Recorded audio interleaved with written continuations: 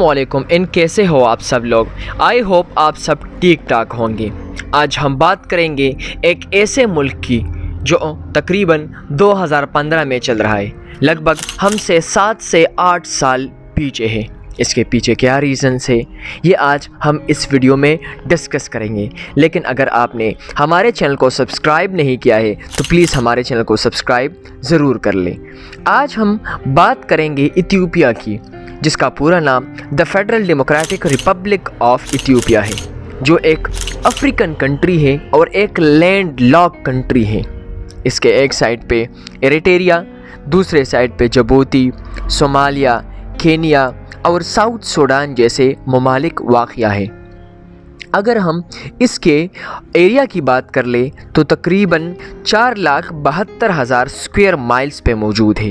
इसके पॉपुलेशन की बात कर लें तो तकरीबन 126 मिलियन पॉपुलेशन है इसकी, जो इसको the world 13th populace country बनाता है।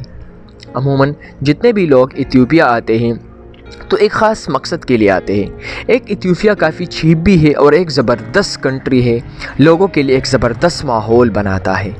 दूसरी वजह यहाँ पे काफ़ी ज़्यादा ट्राइब्स है और इतने सिविलाइज्ड और ज़बरदस्त ट्राइब्स है, तो अगर आपको कभी भी ट्राइब्स देखनी है इथियोपिया की तो आप यहाँ आ सकते हैं। एक ज़बरदस्त ट्राइबल एक्सपीरियंस आपको हो जाएगा कि यहाँ लोग कैसे रहते हैं।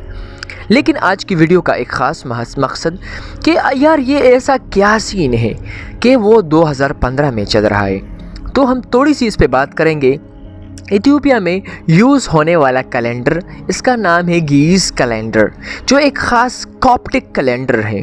और एक जनरली बात कर ले तो 2023 या 2024 बिल्कुल रिजेंबल या करस्पॉन्ड करता है 2015 को। मतलब आप सिंपल अल्फाज में कह सकते हैं कि असल में ये ऑर्थोडॉक्स कैलेंडर थे।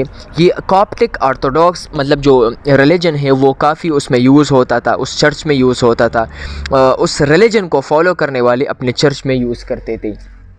तो आप सिंपली कह सकते हैं कि जिनकी कैलकुलेशन के बाद तो ये बिल्कुल 2023 बिल्कुल करस्पॉन्ड करता है, बिल्कुल सिमिलैरिटी रखता है 2015 के साथ।